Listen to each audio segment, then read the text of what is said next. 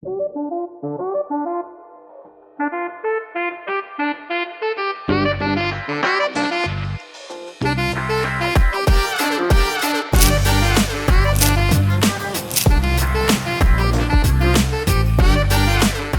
Friends, આજે હું તમારી સાથે શેર કરીશ ક્રિસ્પી અને સ્વાદમાં એકદમ ટેસ્ટી નાસ્તાની રેસીપી.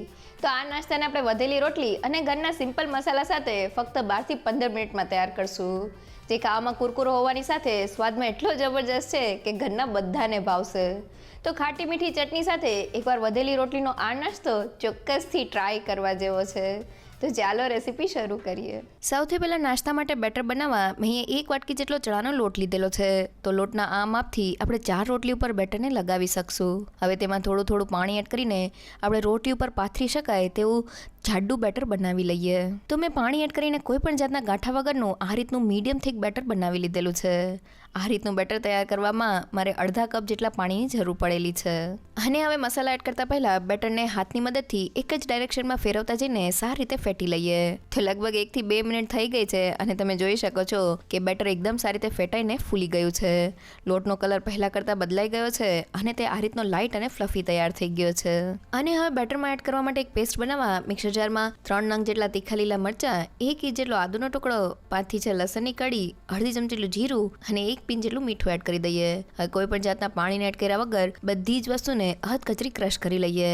તો બધી વસ્તુ ક્રશ થઈને આ રીતની પેસ્ટ તૈયાર થઈ ગઈ છે. આ પેસ્ટ સાથે નાસ્તાનો ટેસ્ટ એકદમ સરસ આવશે. તો હવે બેટરમાં વાટેલી પેસ્ટને એડ કરી દઈએ. સાથે મસાલામાં અડધી ચમચી જેટલો હળદર પાવડર, 1 ચમચી લાલ મરચું પાવડર, 1 ચમચી ધાણા જીરું પાવડર, 1 પિંચ જેટલી હિંગ, અડધી ચમચી જેટલા અજમાને હાથેથી ક્રશ કરીને એડ કરી દઈએ. સાથે અડધી ચમચી જેટલો ગરમ મસાલા પાવડર, સ્વાદ પ્રમાણે મીઠું અને મેં 1 મોટી ચમચી જેટલા સફેદ તલ લીધેલા છે. સાથે બેટરને ખાટો મીઠો સ્વાદ દેવા માટે 1 ચમચી જેટલી ખાંડ અને 1 મોટી ચમચી જેટલો લીંબુનો રસ એડ કરી દઈએ. અને મેં અડધા કપ જેટલા કોથમીરના પાન લીધેલા છે. સાથે નાસ્તાને હેલ્ધી બનાવવા માટે મેં 1 કપ જેટલા સુધારેલા પાલકના પાન લીધેલા છે. જો તે ઘરમાં ના હોય તો તમે તેને સ્કીપ પણ કરી શકો છો. હવે બધી જ વસ્તુને બેટરમાં સારી રીતે મિક્સ કરી લઈએ. તો બધી વસ્તુ મિક્સ થઈને આપણું બેટર તૈયાર થઈ ગયું છે. બેટરની કન્સિસ્ટન્સી રોટલી ઉપર પાથરી શકાય તેવી આ રીતની થીક છે. હવે મેં 4 નંગ જેટલી સવારની વધેલી રોટલી લીધેલી છે. હવે એક રોટલીને લઈ લઈએ અને તૈયાર કરેલા બેટરમાંથી 2 ચમચી જેટલું બેટર રોટલી ઉપર એડ કરી દઈએ. હવે બેટરને ચમચીની મદદથી રોટલી ઉપર સારી રીતે સ્પ્રેડ કરી દઈએ. તો તમે જોઈ શકો છો કે મેં બેટરને રોટલીની બધી જ બાજુએ એકદમ સારી રીતે સ્પ્રેડ કરી દીધેલું છે. હવે રોટલીના નીચેના ભાગને આ રીતના ઉપાડી લઈએ અને તેનો રોલ વાળી લઈએ. તો મેં બેટર સાથે રોટલીના રોલને વાળી લીધેલો છે. હવે થોડું બેટર લઈને રોલના ઉપરના અને નીચેના ભાગ ઉપર એડ કરીને રોલને એકદમ સારી રીતે સીલ કરી લઈએ. અને હવે આ રીતના બધા જ રોલને તૈયાર કરી લઈએ. હવે રોલને સ્ટીમ કરવા માટે મેં તપેલામાં 3 થી 4 કપ જેટલું પાણી ગરમ કરી લીધેલું છે. તેની ઉપર આ રીતની કોઈ પણ કાણાવાળી ડીશને રાખી દઈએ. ડીશ ઉપર થોડું તેલ એડ કરીને તેને સારી રીતે સ્પ્રેડ કરી દઈએ, જેથી રોલ ડીશ સાથે ચોટે નહીં. હવે રોટલીના રોલને ડીશ ઉપર રાખી દઈએ અને તેને ઢાંકીને હાઈ ગેસની ફ્લેમ પર 12 મિનિટ માટે સ્ટીમ કરી લઈએ. તો રોટલી સાથેના આપણા રોલ સ્ટીમ થાય છે. અહીંયા રોટલી પર લગાવવાનું બેટર આપણે ચણાના લોટ સાથે બનાવેલું છે. એટલે શરૂઆતમાં આપણે ચણાના લોટમાં બસ થોડું પાણી એડ કરીને લોટને એકદમ સારી રીતે ફેટી લેવાનો છે. લોટને ફેટવાથી તે થોડો લાઇટ અને ફ્લફી તૈયાર થઈ જાય છે, જેનાથી કોઈ પણ જાતના સોડા કે ઈનોના ઉપયોગ વગર આપણા લોટમાંથી એકદમ ફૂલેલો નાસ્તો તૈયાર થાય છે. સાથે અહીંયા રોટલીમાં કોઈ પણ જાતનો સ્વાદ નથી હોતો, એટલે આપણે બેટરમાં થોડા ચડિયાતા મસાલા એડ કરવાના છે. અને બેટરની કન્સિસ્ટન્સી આપણે થોડી થીક અને રોટલી ઉપર પાથરી શકાય તેવી રાખવાની છે. જો બેટર બનાવતી વખતે તમારું બેટર થોડું પણ ઢીલું થઈ જાય તો 1 થી 2 ચમચી જેટલો ચણાનો લોટ એડ કરીને તેને થોડું મીડિયમ થીક કરી લેજો. સાથે રોટલીના રોલને આપણે મીડિયમ ટુ હાઈ ગેસની ફ્લેમ પર સ્ટીમ કરવાના છે. તેને આપણે લો ગેસની ફ્લેમ પર સ્ટીમ નથી કરવાના. તો લગભગ 12 થી 13 મિનિટ જેવું થઈ ગયું છે. હવે રોલને જોઈ લઈએ. તો સ્ટીમ થવાને લીધે રોલ એકદમ સારી રીતે ફૂલી ગયા છે. છરીની મદદથી ચેક કરીએ તો તે એકદમ ક્લીન બહાર આવે છે. તો ગેસની ફ્લેમ બંધ કરી દઈએ. હવે મેં રોટલીના રોલને ઠંડા કરી લીધેલા છે. હવે એક રોલને લઈ લઈએ અને છરીની મદદથી તેમાંથી મીડિયમ થિકનેસવાળા પીસને કટ કરી લઈએ. તો મેં બધા જ પીસને કટ કરી લીધેલા છે. એક પીસને હાથમાં લઈને જોઈએ તો તમે જોઈ શકો છો કે એકદમ સરસ લેયર સાથે આપણો નાસ્તો તૈયાર થયો છે. તો હવે નાસ્તાને તળવા માટે મેં તેલને ગરમ કરી લીધેલું છે. ગરમ તેલમાં નાસ્તાને તળવા માટે એડ કરી દઈએ. તો મેં કડાઈમાં સમાય તેટલા પીસને એડ કરી દીધેલા છે. હવે ચમચીની મદદથી તેને બંને બાજુ ફેરવતા જઈને મીડિયમ ટુ હાઈ ગેસની ફ્લેમ પર તળી લઈએ. તો લગભગ 4 થી 5 મિનિટ જેવું થઈ ગયું છે અને તમે જોઈ શકો છો કે એકદમ સરસ ક્રિસ્પી કોટિંગ સાથે આપણો નાસ્તો તૈયાર થયો છે.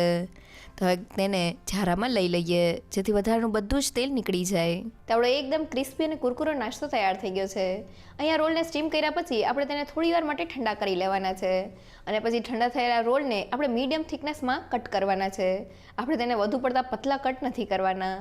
સાથે આપણે રોલને મીડિયમ ટુ હાઈ ગેસની ફ્લેમ પર તળી લેવાના છે. જો આપણે તેને ધીમા ગેસ પર તળશું તો તે તેલને એબ્ઝોર્બ કરીને સોગી થઈ જશે. તો તૈયાર થયેલા ક્રિસ્પી નાસ્તા સાથે ખાવાની મજા આવે તેવી ચટણી બનાવી લઈએ.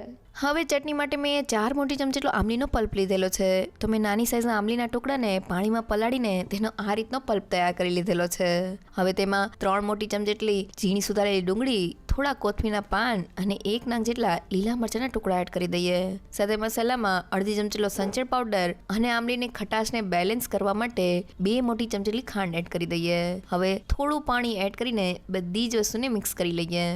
તો બધી વસ્તુ મિક્સ થઈને નાસ્તા સાથે ખાવાની મજા આવે તેવી ખાટી મીઠી ચટણી તૈયાર થઈ ગઈ છે. તો આપણી ચટણી તૈયાર થઈ ગઈ છે. અહીંયા ચટણીને મેં આંબલીના પલ્પ સાથે બનાવેલી છે. તમે આંબલી સાથે થોડો ખજૂર એડ કરીને ખજૂર આંબલીના પલ્પ સાથે આ ચટણીને બનાવી શકો છો. સાથે મીઠાશ માટે મેં અહીંયા થોડી ખાંડ એડ કરેલી છે. તમે તેની જગ્યાએ ગોળનો ઉપયોગ પણ કરી શકો છો. હવે તૈયાર થયેલી ચટણી સાથે નાસ્તાને સર્વ કરી લઈએ.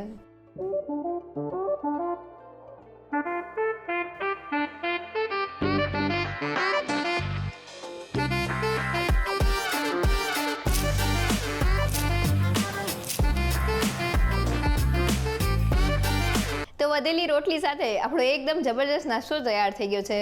અહીંયા નાસ્તો બનાવતી વખતે બસ તમારે અમુક વાતનું ધ્યાન રાખવાનું છે. પહેલી એ કે ચણાના લોટના બેટરને થોડી વાર માટે ફેટી લેવાનું છે. સાથે લોટમાં થોડા ચડિયાતા મસાલા એડ કરવાના છે જેનાથી નાસ્તાનો ટેસ્ટ એકદમ સરસ આવે છે. સાથે સ્ટીમ થયેલા રોટલીના રોલને આપણે મીડિયમ ટુ હાઈ ગેસની ફ્લેમ પર તળીને એકદમ ક્રિસ્પી કરી લેવાના છે. જો તમને મારી આજની રેસીપી ગમી હોય તો મને કમેન્ટ સેક્શનમાં જરૂરથી કહેજો. સાથે મારા વિડીયોને લાઇક અને ફ્રેન્ડ્સ અને ફેમિલીમાં શેર કરજો અને મારી ચેનલને સબસ્ક્રાઈબ કરવાનું ના ભૂલશો. તો ફરી મળીએ એક નવી રેસીપી સાથે.